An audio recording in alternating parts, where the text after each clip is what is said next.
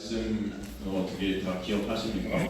보통 이틀 정도 지나면 다 잊어먹는다고 그러는데 저번 주 우리 말씀의 제목이 뭐였죠?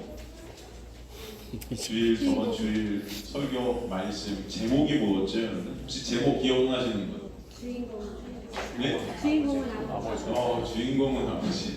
대단하시네요. 이거 보통 이런 거 별로 다 모르시던데 되게 잘하세요.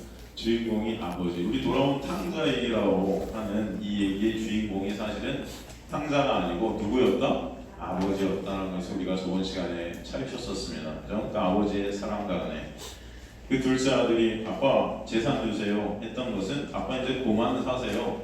그러면 그 당시에 재산이 이렇게 주어질 때는 아빠가 죽은 다음에야 재산이 주어지고 재산을 또 쓸 수 있었던 시대였습니다. 그런데 그 재산 지금 좀 주셔야 한다는 것은 아빠 이제 그만 사세요. 아주 파렴치한 거였어요. 그래갖고 그런 아들은 사실 그 당시 법으로 율법으로 돌로 쳐 죽여도 할 말이 없었습니다. 사실 그런데도 불구하고 아버지는 그 재산을 갖다 주고 그 아들을 떠나죠. 떠나서 어떻게 됐죠? 허랑방탕했다 그랬어요. 허랑방탕했다. 그래서 그 재산을 다 허랑방탕하게 써서 나중에는 이 돼지와 함께 살았던, 돼지는 당시 저주의 동물이었죠. 근데 저주 아래 떨어졌던 그의 모습을 보게 되고 그 당시에 다시가 아버지 밑에 있었던 그 은혜가 생각이 나서 다시금 이제 길을 돌아오려고 하는, 스스로 돌이켰다라는 그 말씀은 사실은 깨닫게 하셨다라는 헬라어 원어라고 있습니다. 깨닫게 하셨다. 그러니까 스스로가 그렇게 깨닫게 된 것이 아니고 아버지 밑에 있었던 그 아버지의 놀라운 은혜와 사랑이 그를 추적하고 그를 깨닫게 해서 그가 돌이키게 되었다는 것을 우리가 살폈었습니다. 그래 돌아왔을 때 어떻게 제가 아버지가 그가 돌아오는 길목에 서 계셨죠. 그가 돌아오는 곳에 이미 서서 그를 보고 계셨어요. 그 뜻은 그 아버지는 그 아들이 돌아올 것을 아셨다 모르셨다? 아셨다는 거예요. 아셔서 그 아들을 계속해서 지키고 보고 계셨다는 것입니다. 그리고 먼저 아버지가 달려와서 아들을 안아버리죠. 그 당시에 고대 국가에는 그 세력가나 그런 어떤 재산이 많은 사람이 맨발로 이렇게 달려간다는 것은 있을 수가 없는 일이에요. 또 달려간다는 것 자체가 있을 수가 없는 일이었습니다. 그냥 수치스러운 일이었어요. 그 아버지는 수치를 무릅쓰고 그 아들에게 달려갔다는 것이죠. 그것은 바로 예수 그리스도께서 우리를 위해 받으신 십자가의 수치라는 것을 우리는 보게 되는 것이죠. 왜 달려왔습니까? 당시 그 아들이 돌아올 때 그 아들을 먼저 본 자는 돌로 쳐서 아들을 죽여도 상관이 없었습니다. 사실은 아버지는 먼저 달려와서 그 아들이 돌로 맞아 죽을까 봐 먼저 안아버린 것이에요. 모든 사람들이 율법으로 그 아들을 죽이려 할 때 아버지가 이미 율법을 깨고 달려와서 아들을 안아버림으로 말미암아 그 율법이 적용이 되지 못하도록 막으신 것입니다. 먼저 안아버리시죠. 그리고 아무 말 할 수 없게 만드세요. 그 사람과 그대로 덮어버리시는 거예요. 너 그렇게 나가서 허랑방탕하고 돌아왔으니까 혼 좀 나와라 해갖고 때리고 벌 주고 한 게 아니고 아무 말 없이 그냥 안아버리신 거예요. 그게 바로 아버지의 사랑과 은혜임을 여러분 하시는 자리 소망합니다.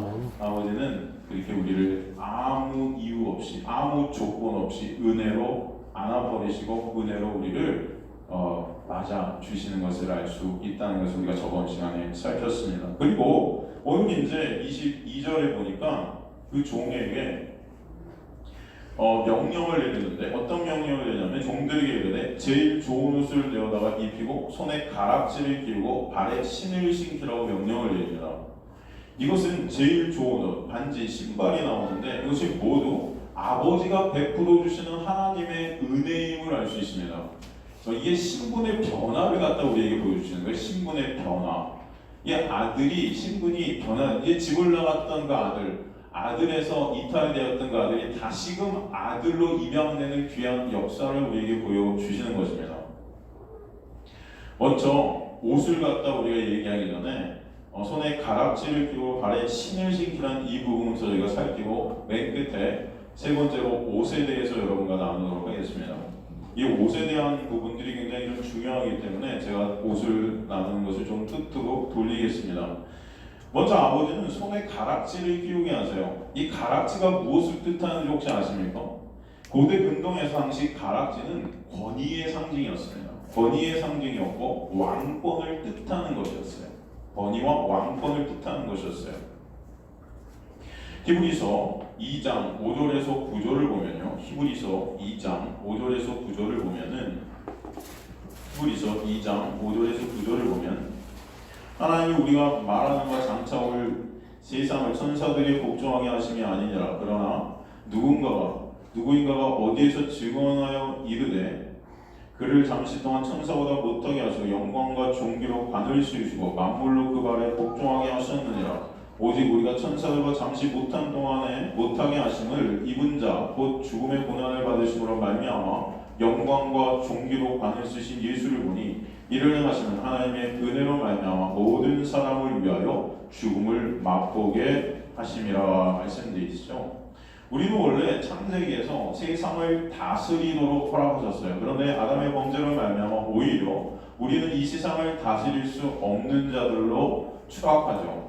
그런데 그런 우리를 예수 그리스도께서 이 땅에 오셔서 우리를 위해 고난을 받으시고 십자가에서 돌아오셔 부활하심으로 말미암아 그를 믿는 자들에게 이제 오실 주님의 재림 천년왕국에서 우리를 다시 왕국을 다스리는 자들로 세우신다는 거예요. 그죠? 우리에게 주님의 왕권이 허락된다는 것을 보여주시는 것이 바로 하나님의 놀라운 은혜임을 알 수 있다는 것입니다. 우리가 무엇이길래 죄인이 우리가 무엇이길래 이런 놀라운 은혜를 우리에게 허락해 주시겠습니까? 이것이 전적인 하나님의 사랑임을 아시길 간절히 소망합니다. 그래서 이 아들에게 다시금 이 반지를 끼워 주시는 거예요. 아들의 신분과 왕권의 신분을 회복시켜 주시는 것을 알 수 있습니다. 또 신을 시키라고 하죠. 이 신이라는 것은 무엇을 뜻할까요? 여러분 신바라면은 생각나는 구절이 어디가 있습니까? 구약의 출애굽기에 보면 모세에게서 그죠? 내 신을 벗어라 그런 말씀이 나오는 거 여러분 기억나세요? 그죠? 출애굽기 3장 1절에서 5절을 보면 모세가 하나님을 만납니다. 거기서 하나님은 모세에게 신고 있던 신발을 벗어라 그렇게 말씀하세요. 왜일까요? 왜 벗으라고 했을까요, 여러분? 이유가 뭘까요? 물론 거기가 거룩한 땅이라고 벗으라 하신 이유도 있어요. 근데 왜 하필 신발일까요? 여러분 신발은요, 우리 신체에 입은 것들 중에서 우리 전체를 가장 잘 나타내주는 게 신발이에요. 다른 것들은 이렇게 벗으면 다 그냥 흘러내리고 무너져 내리죠. 근데 신발은 형체가 변해요, 안 변해요? 안 변해요. 신발을 보면 그 사람이 그 생각이 나는 거예요. 옛날에 영화 중에 태극기 휘날리는가 그런 영화가 있었는데 맨 끝에 그 형의 신발을 찾아서 막 우는 그런 장면이 보였던 게 저 기억이 나요. 이 신발을 보는 것은 그 사람이 생각이 납니다. 이 신발을 벗어라 했던 것은 뭐예요? 지금까지 이 삶에서 내 노력과 내 힘으로 살았던 그 삶을 벗어던지고 이제는 주님께서 부어주시는 놀라운 은혜로서의 삶을 살아가라 그런 말씀이 거기에 담겨 있다는 것을 알 수 있습니다. 내 뜻대로 내 마음대로 살았던 내 삶, 내 노력으로 내 의지대로 내가 이뤄갔던 그 삶을 이제 벗게 하시고 하나님의 놀라운 은혜와 하나님의 놀라운 능력으로 하나님의 놀라운 인도하심 가운데 끌려가는 그 삶, 그래서 하나님께서 신겨주시는 그 신발, 하나님의 놀라운 은혜의 신발로 이끌려가는 그런 삶을 살게 하시는 것이죠. 바로 이제는 나만을 의지했던, 나만을 의존했던 자리에서 예수 그리스도만을, 주님만을 의존하는, 십자가의 보혈만을 의존하는 그런 자리로의 탈바꿈, 그런 신분의 변화가 있게 하시는 것입니다. 그래서 오늘 본문에서 신을 신긴다는 것은 바로 이제는 아버지의 연합함으로 아버지께서 주시는 그 신, 그 능력으로, 그 은혜로 살아가라는 것이에요. 지금까지는 나는 십자가에 못 박고 내 안에 사시는 예수로, 그를 믿는 믿음으로 이제 새로운 존재로, 새로운 피조물로 살아가라, 지금부터 그렇게 살아가라 말씀해 주셨던 것입니다. 아무 공로 없이, 아무 대가 없이 신을 신겨주신 것은 우리 자신의 힘으로는 그 길을 갈 수 있어요? 없어요? 없기 때문이에요. 그러기에 은혜로 아버지는 아들에게 그 신을 신겨 주셨던 것입니다. 여러분에게도 저는 그 신이 신겨져 있음을 믿습니다. 그래서 이제 그 길을 누가 인도해 가세요? 하나님께서 인도해 가시는 거예요. 하나님께서 역사에 가시는 줄 믿으실 간절히 소망합니다. 때로는 하나님을 느끼지 못하는 그런 순간순간이 우리에게 있을지언정 하나님은 여러분을 가만히 두시지 않으세요. 계속 그래서 불꽃처럼 여러분을 지키시고 인도해 가시고 이끌어 가신다는 사실을 잊지 마시기를 간절히 소망합니다. 아멘. 하나님께서 신을 시켜주시고 이제 하나님의 길로 여러분을 역사에 가시는 거예요. 그리고 그 신을 시켜주신 것은 또 너는 이제 바로 노예나 종이 아니라는 것입니다. 왜냐하면 당시 노예나 종은 신을 신지 않고 다녔었어요. 신을 시켜주셨다는 것은 이제 이 세상의 죄의 종, 죄의 노예가 아니라 이제 하나님 아버지의 아들로서 다시 회복이 됐다는 것을 우리에게 설명해 주시는 거예요. 주님께서 은혜로 우리를 주님의 자녀로 다시금 입양시키시고 하나님의 놀라운 은혜의 자녀로 역사에 가시는 것을 알 수 있습니다. 그는 아들을 용서하고 가족으로 다시 받아들였다. 어떤 이유도 어떤 조건도 어떤 그런 상황에서도 그는 그저 값없이 은혜로 아들을 다시 맞아들였던 것입니다. 왜요? 바로 아버지는 아들을 사랑했기 때문이죠. 하나님께서 여러분을 사랑하신다는 것을 잊지 마시기 간절히 소망합니다. 그죠? 그 놀라운 은혜로 우리를 인도해 가시는 거예요. 그리고 또 좋은 옷을 내어다가 입혀라 그럽니다. 좋은 옷을 내어다가 입혀라. 그럼 제가 말씀을 여러분과 함께 나누면서 그런 말씀을 드린 적이 있죠. 성경 전체는 옷의 얘기다 그랬어요. 옷의 얘기. 여러분 그런 말씀 들어보셨습니까? 성경 전체는 옷 이야기예요. 어떤 옷을 우리가 입고 있는가, 어떤 옷이 입혀져 있는가, 그것은 옷의 전쟁의 역사라는 게 성경입니다. 여러분 범신론이라는 게 뭐죠? 범신론 들어보셨죠? 범신론.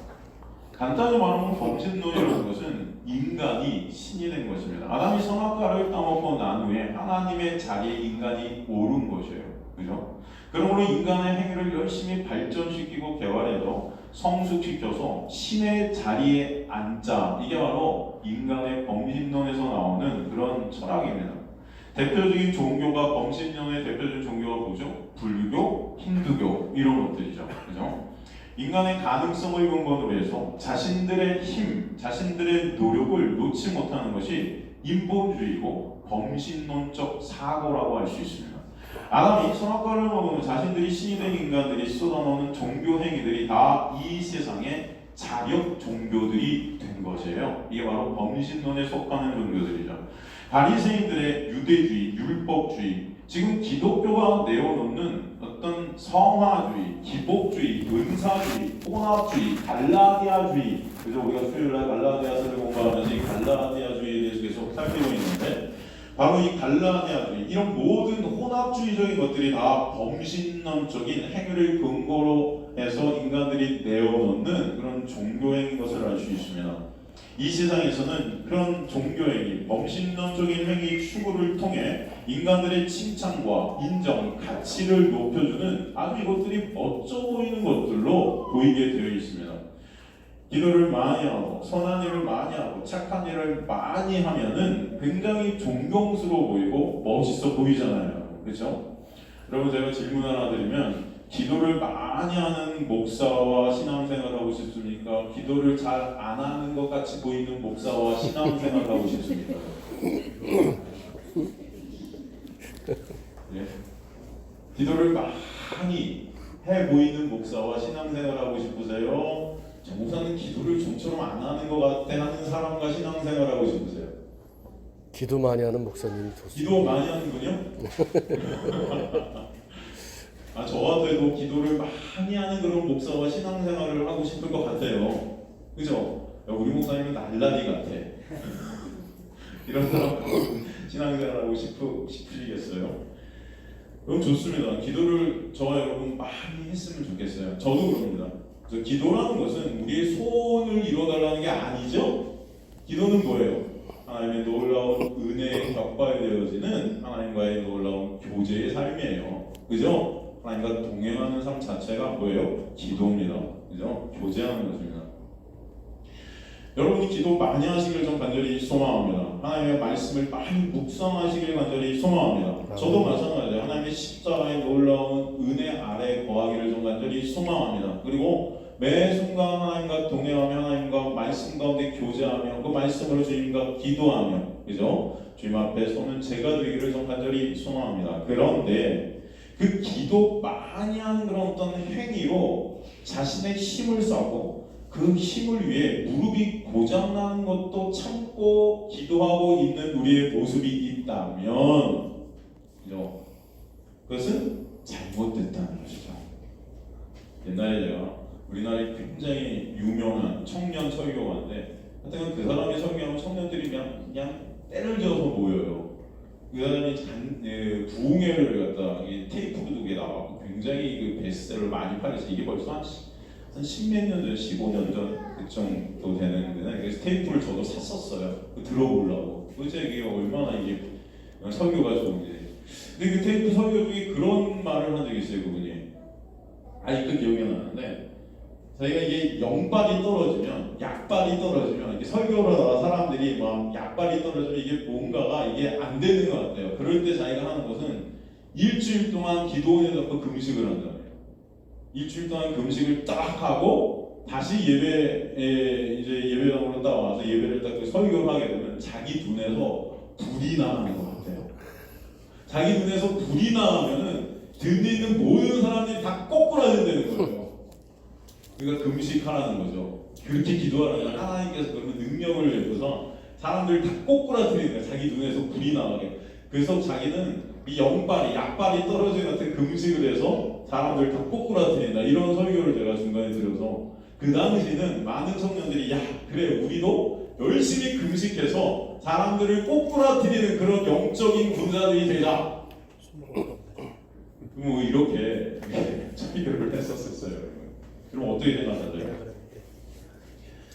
가만히 저는 이게 목회를 하면서 보면은 과연 그것이 무엇인가 이렇게 생각이 들 때가 있어요. 여러분을 제 눈에서 불이 나와서 여러분이 꼬꾸라뜨린다?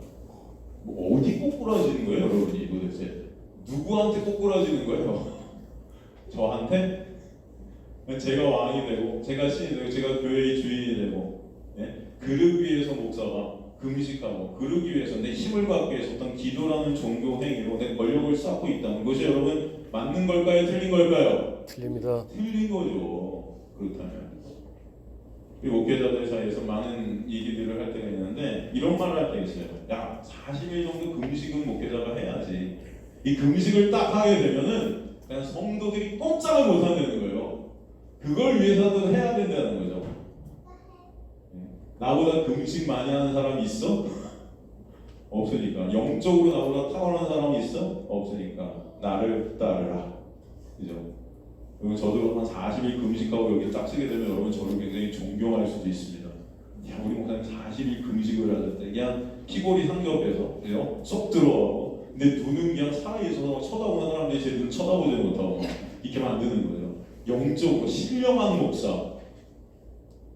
바로 이게 여러분 종교에서 나오는 굉장히 무서운 독이에요. 그럼 이 세상 가운데 어떤 전쟁이 가장 사람들을 많이 죽였는지 아세요? 종교 전쟁이에요. 그런 종교를 이용한 것들이 사람들을 폭력으로 가장 잘 내칩니다. 집자운동, 여태까지 종교, 뭐 유대인들의 학살 이런 모든 것들이 다 종교에 걸려 있는 거예요.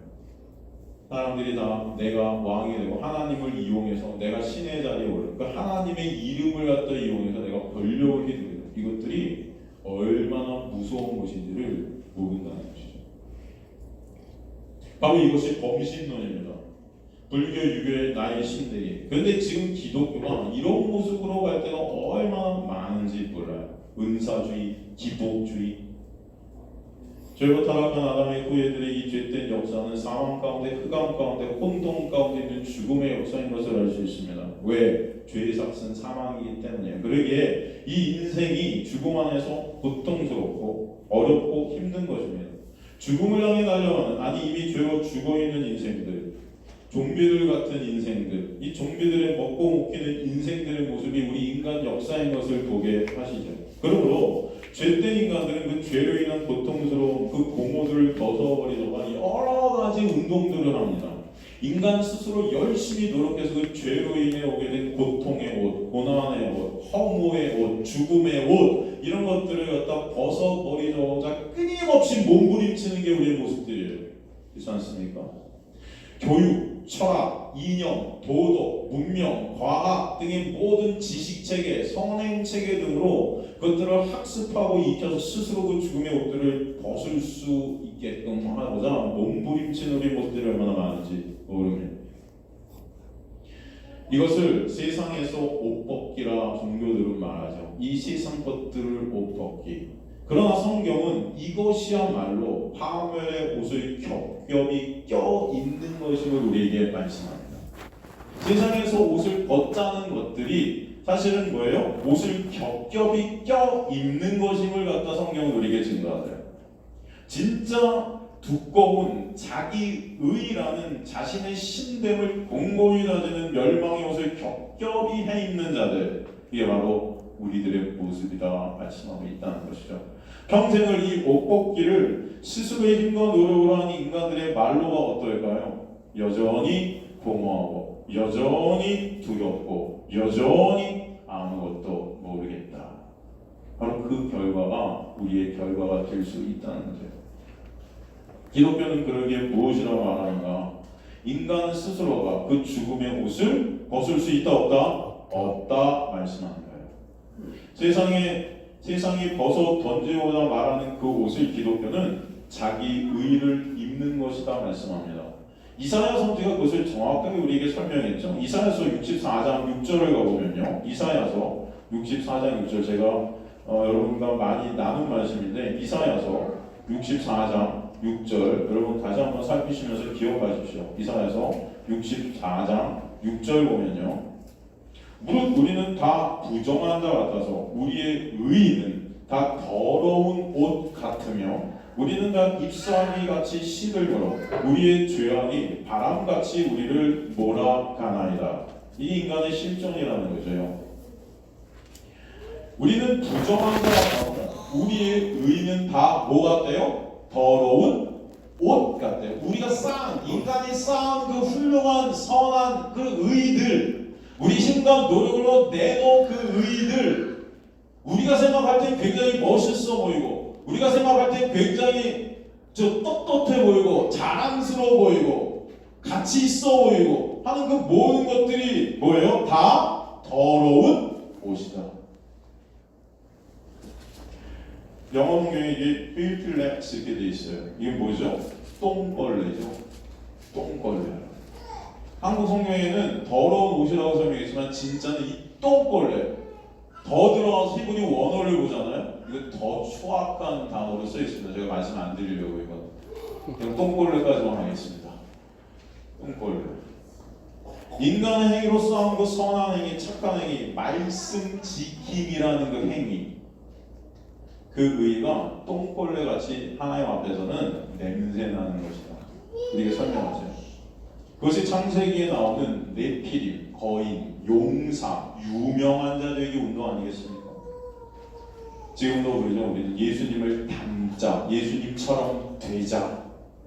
예수님처럼 될 수 없는, 예수님을 닮을 수 없는 죄인들이 그렇게 되고자 금식하고 기도하고 40일처럼 예수님처럼 금식하는 그 의의가 평생 쌓여서 결국 뭐예요?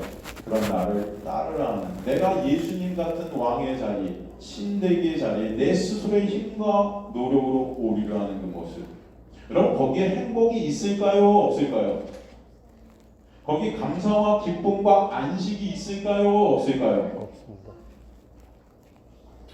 그래서 여러분 제가 예전에도 몇 번, 한 두세 번 말씀드렸잖아요. 마틴 로이드 존스 같은 목사님이 평생 성화를 외치다가도 변화를 외치다가도 죽기 전 마지막 설교 때 이런 말씀을 한 거 아니겠습니까? 기독교는 무엇을 행하는가? 행하지 않느냐의 문제가 아닙니다. 기독교는 내가 이전보다 얼마나 더 변화되고 나아졌느냐의 문제도 아닙니다. 기독교는 절대 그런 것이 아닙니다. 그러므로 모든 것을 잊고 그리스도를 바라보아야 됩니다. 그러면 그분의 흠없고 완전한 의의가 보이고 그것을 믿는 믿음으로 말미암아 그 의의가 주어지고 그분의 십자가의 보혈로 짠 의의의 옷을 입게 될 것입니다. 아멘. 그러므로 이것이나 저것을 행하는 것 행위로 절대 안식을 얻을 수 있어요? 없어요? 없습니다. 기독교는 그리스도를 본받는 종교가 아닙니다. 만일 그것이 가능하다면 본받으러 노력하십시오. 그러나 그 순간 세상에서 여러분은 가장 비참하고 가엾은 사람이 될 것입니다. 왜? 할 수 없기 때문에. 죄이기 때문에. 그리스도를 본받는다고 절대 행복해지지 않습니다. 그리스도를 본받는다. 내가 그 신의 자리에 오른다. 여러분, 그렇다고 행복해지지 않아요. 성도는 오직 예수 그리스도의 피를 힘입어 성소에 들어갈 담력을 얻을 뿐입니다. 아멘. 뭘 힘입어요? 예수 그리스도의 보혈. 그것을 힘입어 성소. 여기서 성소는 뭐예요? 새하늘과 새 땅의 하늘나라겠죠? 거기에 들어갈 담력을 얻게 하시는 거예요. 그 놀라운 은혜가 있게 하시는 거예요. 우리에게 거저주시는 십자가의 보혈의 공로를 얻게 하시는 것입니다.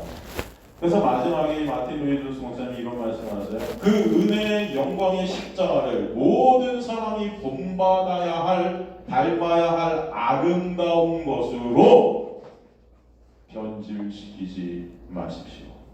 보통 우리는 그러잖아요. 이거 담자 그러잖아요. 이렇게 가자 그러잖아요. 근데 이게 변질되는 거예요. 내가 용사되고, 내가 유명한 자가 되고, 내가 종교 안에서, 교회 안에서 내 가치와 내 영광과 내 의의를 통해서 나를 높이는 목사가 교회의 주인이 되고, 사람이 교회의 주인이 되고, 권력을 쌓고 힘을 나누고 팔을 가르고 이런 일들이 여러분이 교회 안에 얼마나 지금도 많이 있습니까? 이 종교라는 것, 그 의의를 내 힘으로 삼아서 갈라지고 싸우고 마치 그 하나님은 내 하나님만 되느냐 그렇게 우기는 우리의 모습들이 얼마나 많아요. 그래서 예수처럼 되자. 예수처럼 된 나에게 누가 무슨 말을 해도 나는 듣지 않습니다. 내가 예수니까. 이게 바로 변질된 혼합주의, 갈라주의, 거룩을 올려드리자. 거룩한 신이 내가 되자. 그러므로 성경을 도덕 윤리로 보면 안 된다고 제가 그랬죠. 성경은 도덕 윤리책이 절대 아니에요.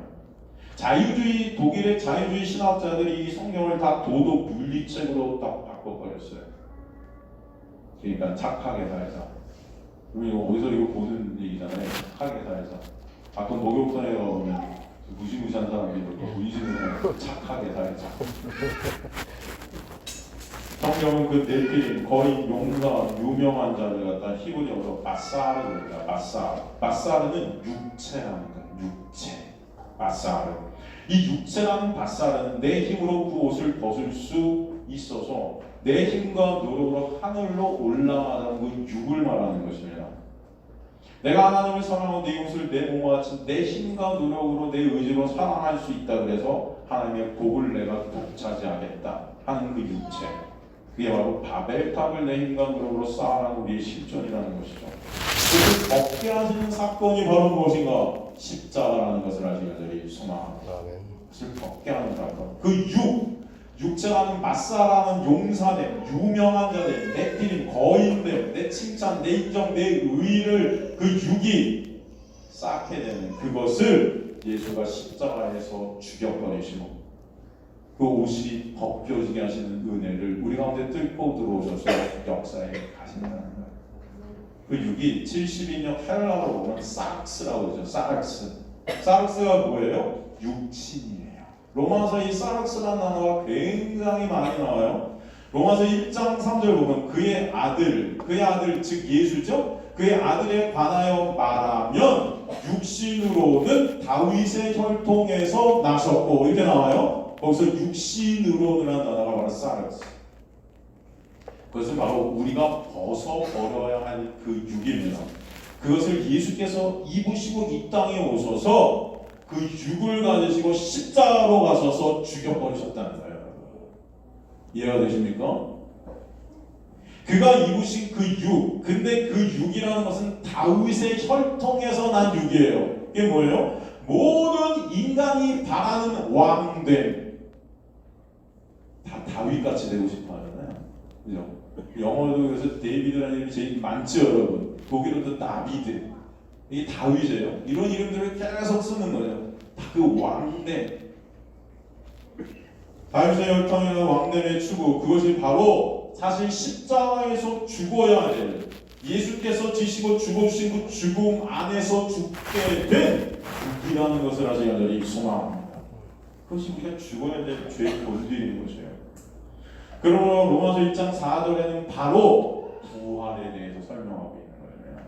주님은 그렇게 우리를 죽음 가운데서 새 몸으로 부활시키시는 그 부활 안에서 커져가고 은혜로 부활의 옷, 예수 그리스도의 의의 옷을 입혀 주셔서 하나님의 아들이 되게 하셨다는 것이죠. 아멘. 그 새 옷이 계시록에 다시 또 표현되죠. 계시록 7장 9절에 10절 보면요.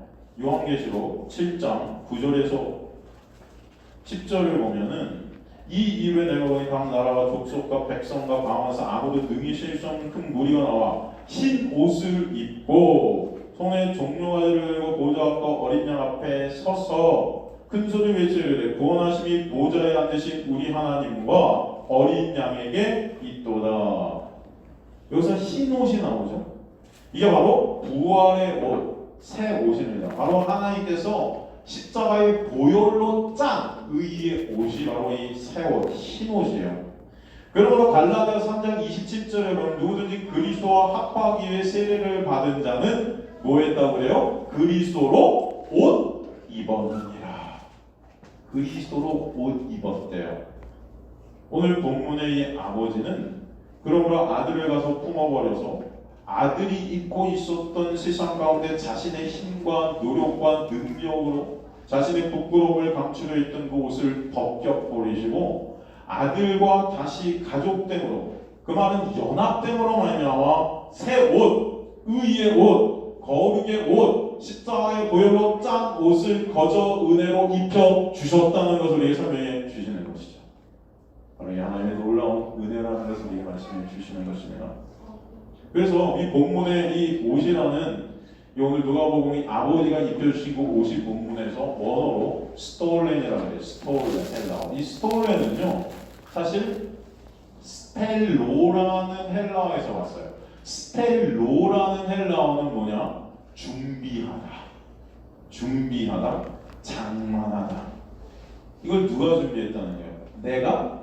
아들이? 우리 스스로의 힘과 노력이? 아니요. 아버지께서 이미 준비해 놓으셨다. 은혜라는 것입니다. 그러므로 이 옷이 바로 아버지께서 이미 우리에게 입혀주시러 만들어 놓으신 옷이라는 거예요. 창세전에 이미 택한 당신의 백성들을 예수의 보혈로 거룩해 하시려 준비한 십자가의 보혈의 옷이라는 것을 우리에게 설명해 주시는 것이죠. 또 이 스톨렌이라는 것은 왕의 의복과 같이 발끝까지 내려와서 온 몸을 가리게 되는 옷이에요. 이 스톨렌이라는 옷은요, 온 몸을 가리는 옷입니다.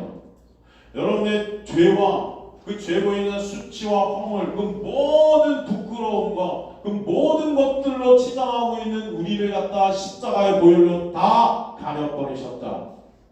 그래서 이게 설명해 주시는 옷이에요. 그래서 보혈로 짠 세마포 옷. 여러분, 그래서 요한계시록에 나오는 옷은요, 다 속옷일까요? 겉옷일까요? 겉옷이에요. 성경에는 속옷과 겉옷이 나오죠. 속옷을 뭐라고 그랬죠? 제가 율법을 의미한다고 그랬죠. 속옷은. 겉옷은 뭐예요? 바로 그 율법을 십자가에서 입으셔 덮어버리신 예수 그리스도의 십자가의 놀라운 은혜의 옷, 보혈의 옷. 그래서 속옷과 겉옷이 항상 나오는 것을 알 수 있습니다. 그런데 요한계시록에 나오는 옷들은요, 다 겉옷이에요. 그러므로 계시록의 성도들은 이미 이것을 이긴 자, 승리한 자로 말씀하고 있는 거예요. 이것을 입고 있기 때문에 주께서 죄라는 육이라는 내 의의 옷, 죄의 옷, 수치의 옷, 부끄러움, 벌거벗음의 옷을 벗기시고 예수 그리스도의 보혈의 옷을 거저 값없이 어떤 조건이나 이유 없이 그저 은혜로 입혀 주셨던 것이에요. 여러분, 이것을 아직 완전히 소망합니다. 아멘. 이 하나님의 놀라운 은혜죠. 조금 더 옷에 대해 설명해 보겠습니다. 마태복음 23장 33절에 35절 가보면요. 마태복음 23장 33절에서 35절을 가면요. 뱀들아, 독사의 새끼들아, 너희가 어떻게 지옥의 판결을 피하겠느냐. 여러분, 예수님이 이렇게 욕을 다 하세요. 이 새끼들아 이러시면서. 여러분, 제가 가끔 욕할 때 너무 저를 책망하지 마십시오. 그러므로 내가 너에게 선지자들과 지혜 있는 자들과 서기관들을 보내면 너희가 너희가 그 중에서 더러는 죽이거나 십자가에 못 박혀 그 중에 더러는 너희 회당에 책치시라고 이 동네에서 저 동네로 떠나면서 박해하리라.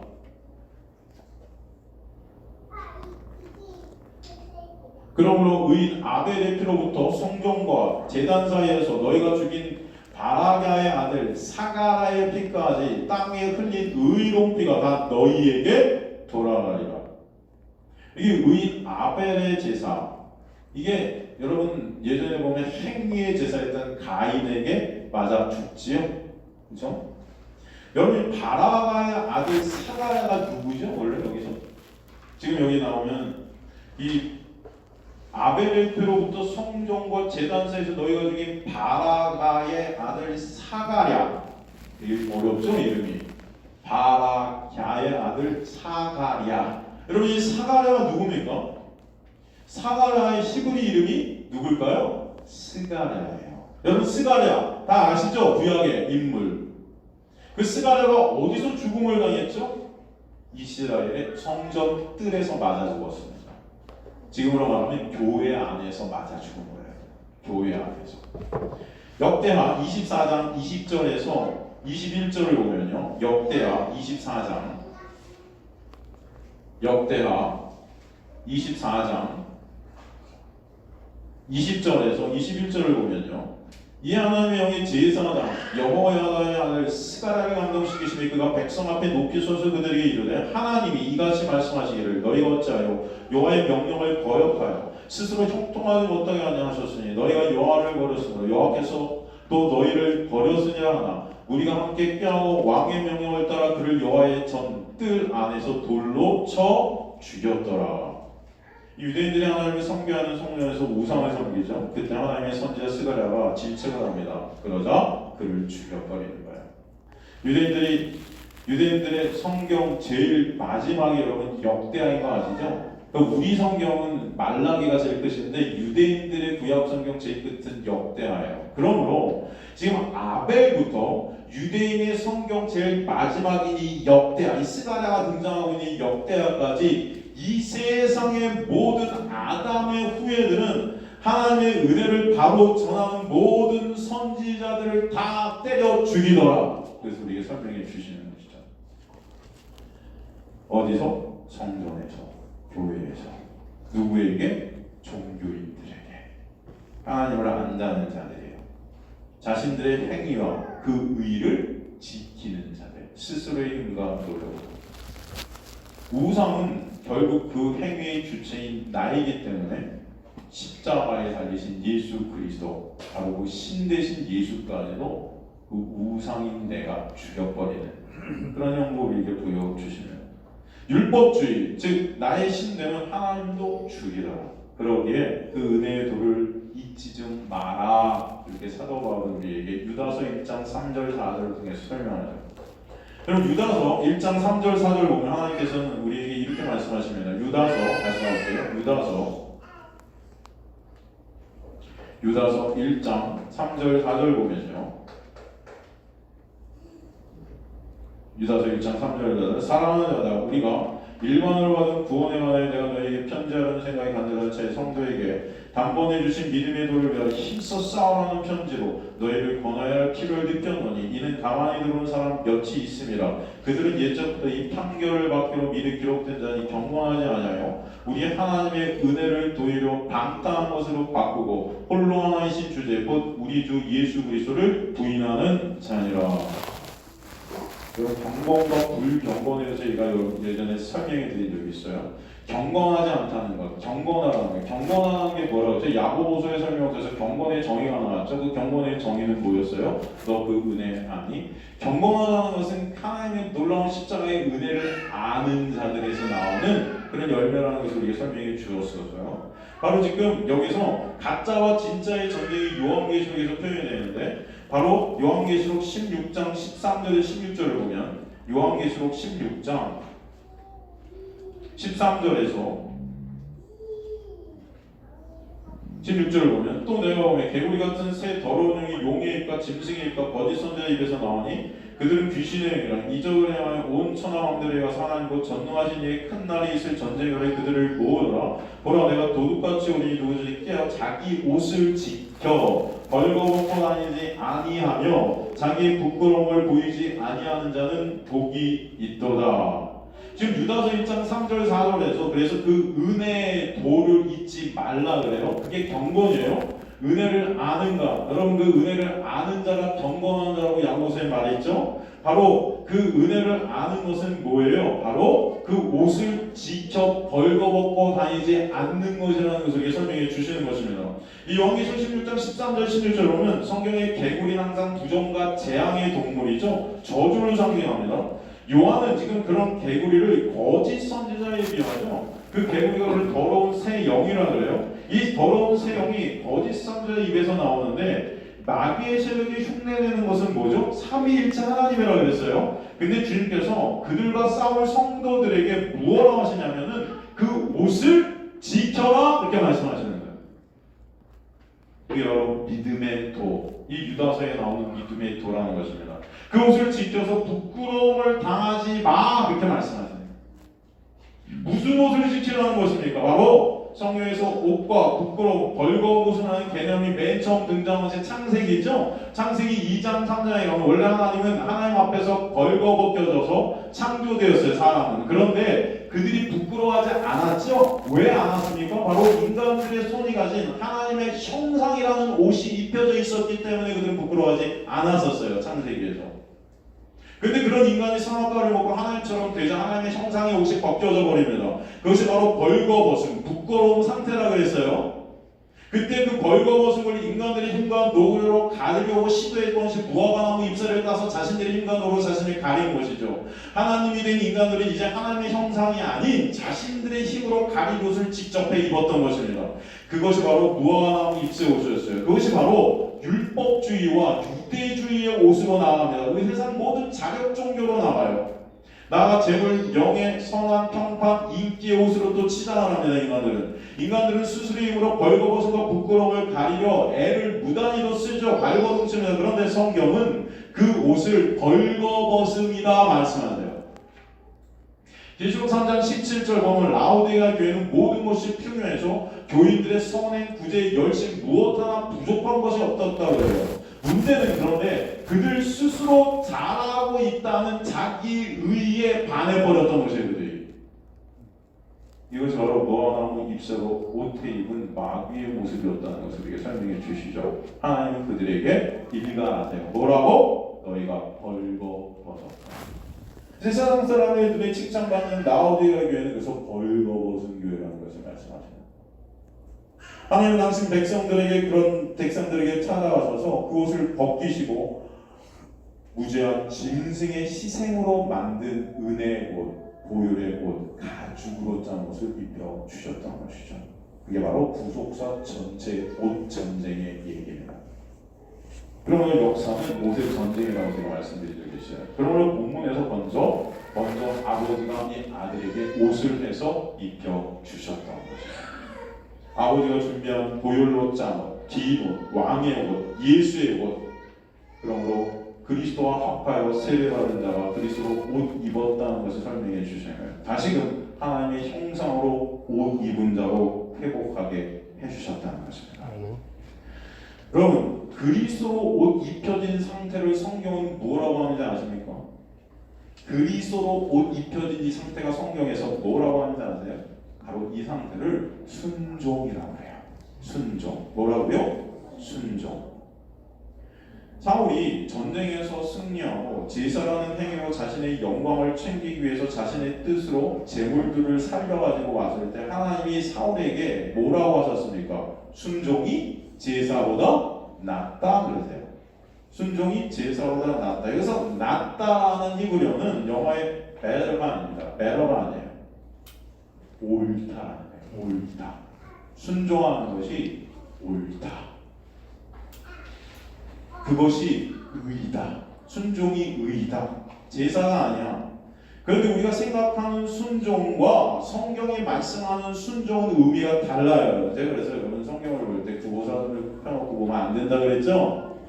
성경이 말하는 죄, 의 다 달라요. 순종도 마찬가지입니다. 하나님의 명령을 그저 지키는 것이 순종이 아니에요. 성경이 말하는 순종은.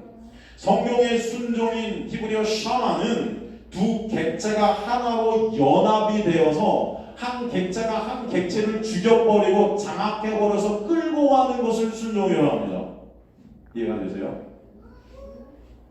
그래서 한쪽의 객체는 완전히 부인이 되고 다른 쪽에게 장악이 되어버리는 거예요. 그 연합이라고 그러죠. 사무엘상 6장 12절에 저희가 예전에 살폈듯이 언약궤에 장악이 되어서 새끼를 떨어뜨려 놓고 눈물을 뚝뚝뚝뚝 떨어뜨리면서 끌려가고 있는 암소의 상태, 이 베스메스로 향하는, 그렇죠? 베스메스가 뭐 태양의 집, 바로 하늘나라를 의미한다고 그랬죠? 그 하늘나라로 향하고 있는 성도의 모습, 이 세상 영광, 이 세상 것들을 끊어내면서 눈물 뚝뚝 떨어뜨리면서 하나님의 은혜로 점령당해서 끌려가고 있는 그들의 모습, 그게 바로 저와 여러분의 모습이라는 것이죠. 그게 순종이라는 것입니다. 그러면 하나님의 말씀에 하나를 갖다가 지키고 안 지키고 해서 순종했다 안 했다가 아니고 하나님의 놀라운 은혜가 여러분을 점령해서 은혜가 왕노릇돼서 여러분이 가고 싶지 않은 그 길, 이 세상 것들을 붙잡고 싶은 것을 끊어내시고 하늘의 것들로 이루어가시는 하나님의 놀라운 역사의 그 삶, 그 자체가 순종이다 말씀하십니다. 아멘.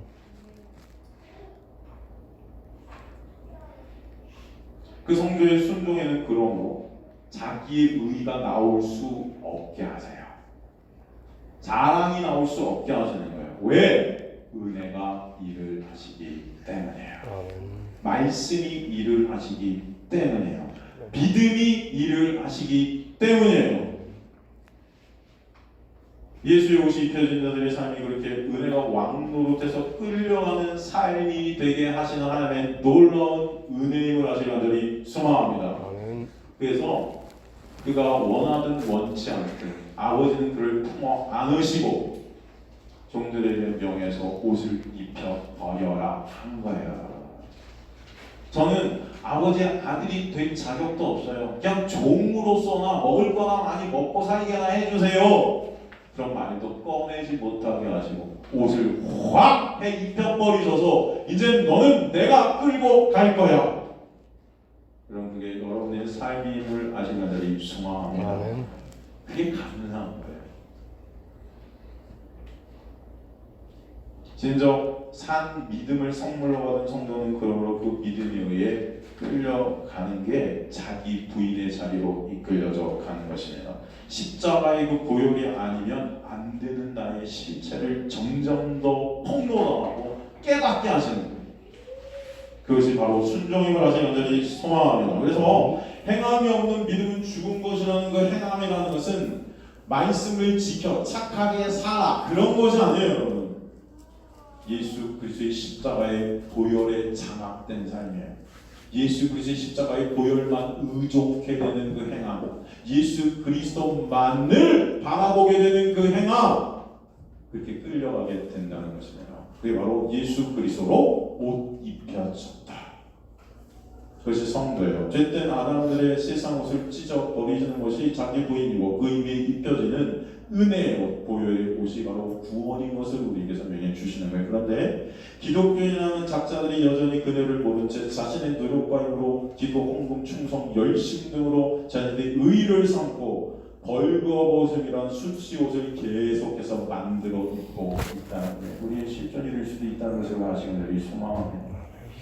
그것이 아무리 매력적이고 명품 같다고 해도 우리는 그 옷을 입고 천국에 절대 들어갈 수 있어요? 없어요? 없어요. 우리는 그 옷을 입고 지옥에 떨어질 수밖에 없습니다. 천국에 들어갈 옷은 왕이 나눠준, 왕이 입혀준 그 옷만을 입고 들어갈 수 있다는 것을 아시는 분들이 소망합니다. 그 옷은 바로 보혈로 짠 옷이에요. 오늘 본문의 아빠는 그 아들의 벌거벗음이라는 옷 위에 보혈의 옷을 해 입으셔서 지옥 백성에서 천국 백성으로 바꿔주시는 놀라운 은혜를 베풀어 주신 것이에요. 그것이 바로 하늘 아버지께서 당신의 택한 자녀들에게 준비해서 입혀주신 옷이었다는 것을 아시는 분들이 소망합니다. 그러면 다윗을 통해서도 그 옷을 볼 수 있죠. 그럼 다윗의 모습이 어떤 모습이 있었어요? 사울을 2번이나 살려준 모습이 있었습니다. 여러분 굉장히 아름다운 모습이죠. 모든 인간들이 본받고 싶은 예수님과 같은 그런 모습이에요. 그러면 다윗은 그 다음 단계에서 더 훌륭한 어떤 예수님을 닮은 모습으로 성결케 되어야 했던 것이 아니었을까라는 생각이 좀 들어요. 그죠? 그런데 우리 기대와는 달리 다윗이 그렇게 사울 원수를 눈앞에서 두 번이나 살려주고도 그 다음에 어떻게 되죠? 자신을 위해 목숨 걸고 전쟁터에서 싸우는 부하의 아내를 취하고 그것을 또 감추기 위해서 교묘히 충신인 우리아를 어떻게 해요? 교살해버리죠. 너무 안타깝지 않습니까? 이것을 보면서 여러분 어떻게 생각하세요? 어떻게 인간이 저럴 수가 있어? 근데 그것이 저와 여러분의 인간의 모습이에요. 내게 원수 같은 사울을 참고 용서함으로 그런 나를 높일 수 있는 자, 그런 나를 위해 인간은요 어떤 고난도 감수해낼 수 있는 자들임을 알게 돼요. 그죠? 그러나 나의 죄를 덮기 위해서 위험 요소를 제거하는 일에 있어서는 남을 돌아볼 여유조차 없이 냉정한 칼날을 휘두르는 것이 바로 인간들의 또 실존임을 알게 되는 것이죠. 그렇지 않습니까? 여러분 생각대로 해보세요. 인간은 자신의 가치와 영광을 위해서 목숨도 던질 수 있는 존재들이에요. 그것은 하나님처럼 되기 원하는 인간의 실존입니다. 종교를 통한 선한 행위를 통한 그 행위를 통해서 하나님의 자리에 가고자 하는 인간들의 모습, 바로 이게 아담 후예들의 모습이죠. 그러한 자신의 몸부림치는 인간들은 자신의 부끄러움이 발각이 된 상황이 되면은 그 상황에서 가능한 모든 요소들을 다 제거해 가고 싶은 모습이 있어요. 그러나 그런 가운데 주님의 놀라운 은혜는요, 다윗의 실체를 폭로시켜 버리는 것이에요. 거기서 다윗의 왕됨이 삭제되고 하나님의 왕되심과 주되심이 드러나게 하시는 것입니다. 그것이 다윗의 역할이고 그 다윗을 통해 바로 그 다윗이 나임을 보게 하시는 거예요. 하나님의 관심은 다윗의 성수, 다윗의 성장에 있지 않습니다. 하나님의 관심은 하나님의 놀라운 은혜를 통해 다윗이 피조물의 자리에서 오롯이 하나님의 은혜가 아니면 안 되는 그 실체를 보게 하시고 그것을 통해 하나님의 주되심과 하나님의 주권이 드러나게 하시는 거예요. 여러분 누구에게 더 마음이 많이 가세요? 원수인 사울을 그 앞에 두 번이나 용서하는 다윗? 아니면 간음을 행하고 충신을 갖다 죽여버려서 그런 모습도 모르지. 그러나 그것이 발각이 돼서 자기 자신의 실존을 보고 우술초로 나를 씻기지 않으면 안 된다는 눈물 펑펑 흘리면서 눈물로 베개를 적시버리는 그 다윗의 모습. 여러분 어떤 다윗에게 더 마음이 많이 가십니까? 우린 다 원수까지도 이렇게 두 번이나 살리는 그런 다윗이 되고 싶으실 거예요. 근데 저는요, 죄된 다윗, 그리고 죄를 폭로시키셔서 까발리셔서 하나님의 은혜가 아니면 안 되는 다윗의 실체를 보고 그 실체 속에서 예수님의 십자가의 보혈로 날 좀 닦아달라 처절히 몸부림치고 있는 그 다윗에게 마음이 가요. 왜? 그게 저이기 때문에. 어떤 다윗의 모습에서 오직 예수 그리스도의 십자가의 보혈만이 드러날까요? 어떤 다윗의 모습에서? 여러분 도대체 어떤 다윗의 모습을 닮으셨나요? 여러분 자신의 실체가 폭로될 때 비로소 십자가의 어린 양의 보혈의 옷만을 기다릴 수밖에 없는 자가 저와 여러분이 아닐까요? 그 옷이 입혀지지 않으면 안 되는 자들이 저와 여러분일 줄 저는 믿습니다. 원수를 용서한 다윗이 아닌 자신의 죄를 감추게 자신의 부하를 교묘히 죽이는 그런 악한 다윗은 여전히 품에 안으셔서 아버지의 은혜로 덮어버리시는 그 놀라운 십자가의 보혈의 역사. 그게 아니면 안 되는 우리의 모습. 예전에도 못 간 제가 설명을 드렸지만 다윗을 성경은 어떤 자라고 표현하는가? 사도행전 13장 22절에 보면 하나님의 마음에 합한 자라 그래요. 그래서 이 합한 자라는 표현 때문에 많은 사람들이 다윗이라는 이름을 갖고 원합니다. 나도 하나님의 마음에 합한 자가 되고 싶어. 이 합한다는 이 단어가 형용사인 것 같죠? 근데 이게 전치사예요. 전치사 카타라는 전치사가 여기 쓰였습니다. 카타. 여러분 카타라는 전치사는 뭐냐면은 무엇을 따라 이런 뜻이에요. 뭐뭐를 따라. 그래서 다윗이 하나님의 마음에 합한 자라는 것은 다윗은 하나님께서 이끄셔서 하나님을 따라다니게 된 자라는 거예요. 다른 말로 의역을 하면 하나님은 다윗을 통해 당신의 뜻을 이뤄가는 자로 쓰셨다는 것입니다. 그 뜻을 따라 다윗이 따라다니게 되는 거예요. 하나님을 드러내는 도구로 따라다니는 다윗, 그게 바로 합한 자라는 것입니다. 그래서 그 뜻에 따라 하나님의 십자가의 놀라운 은혜와 그 사랑을 드러내는 자가 되게 하셨다는 거예요. 그 합한 자라는 것은 예수 그리스도를 드러내는 자예요. 전 저와 여러분이 하나님의 합한 자가 되시길 간절히 소망합니다. 아멘. 그 하나님의 말씀이 몇 가지 더 지키고 덜 지키고가 아니라 여러분의 인생 전체가 누구만을 드러내요? 예수 그리스도의 십자가의 보혈만을 드러내는 자.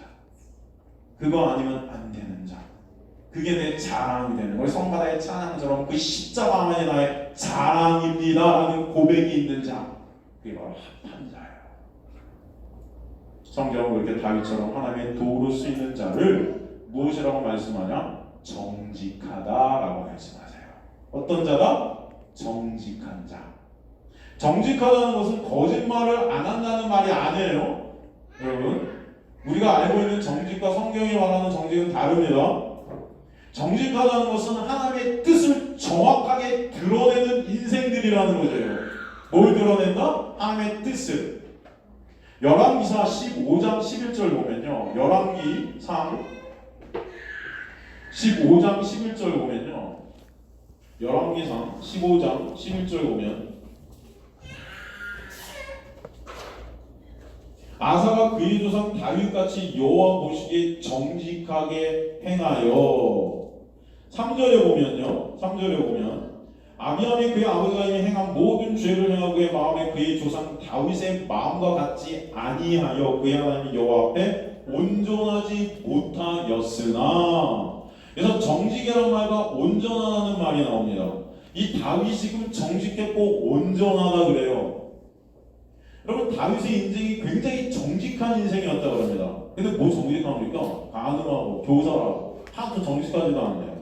이것은 무슨 뜻이냐? 바로 하나님의 은혜가 그를 장악해서 오직 예수 그리스도의 은혜와 긍휼만을 꼭 붙잡게 된 인간이 되었게 되었다. 이게 바로 정직한 인간이 되었다는 거예요. 그 상태가 온전입니다. 이 정직하다는 것은 거짓말을 한다는 말이 아니고 하나님의 뜻을 정확하게 드러내는 인생이 되었다는 거예요. 저는 저와 여러분이 이런 정직한 자들이 되기를 간절히 소망합니다. 아멘. 그리고 저는 저와 여러분이 그런 예수라는 옷을 입은 온전한 자들이 되기를 간절히 소망합니다. 아멘. 그게 온전해요. 그러게 부하를 교살하고 부인을 탄한 그 다윗, 모태 중에도 뼛속 깊숙이까지 죄인임을 깨달은 그 다윗이 죽을 때까지도 어린 양의 피를 발랐던 그 우슬초, 그 꺾으신 예수 그리스도의 뼈, 그 은혜만을 의존하지 않으면 안 되는 그런 나, 그러니 주님 그곳으로 나를 좀 끝까지 씻겨주세요 하고 소망했던 거죠. 그게 바로 온전함과 정직함입니다. 그렇지 않으면 나는 영원히 멸망받을 수 없는 그런 자입니다. 주님, 그것을 알게 하는 거예요. 오늘 본문에 돌아온 그 아들이 바로 저와 여러분이에요. 아버지께서 준비해 놓으신 그 보혈로 짠 옷을 입혀주시지 않으면 우리는 멸망할 수밖에 없는 그런 자들이에요. 그런 우리에게 놀라운 은혜를 베풀어 주셔서 여전히 세상 것으로 간음하고 있는 우리, 세상 물질, 권력, 명예로 예수 그리스도는 진정한 신랑을 바라보지 않고 세상 것을 여전히 바라볼 때가 많은 그런 우리들을 덮어주시고 가려주셔서 저와 여러분은 끝까지 그 옷을 지키는 자가 되지 않을 줄 믿습니다. 주님께서는 그런 놀라운 은혜로 우리를 이끌어 가시는 거예요. 그 아버지의 은혜를 그래서 우리는 찬송할 수밖에 없다는 것이에요. 은혜를 찬송하시는 저 여러분 되시길 주님으로 간절히 축원합니다. 우리가 바로 당시도 예수님을 깨달아 되도록 그 주님은 끝까지 우리를 쫓으셔서 SNS로 가는 암소와 같이 장악해 주셔서 눈물 뚝뚝 떨어뜨리면서도 순종의 자리로 장악된 자리로 끌고 가시는 하나님의 역사가 여러분의 삶 가운데 있게 되길 주님으로 간절히 축원합니다. 아멘. 이것이 바로 성도예요. 찬송하시겠습니다.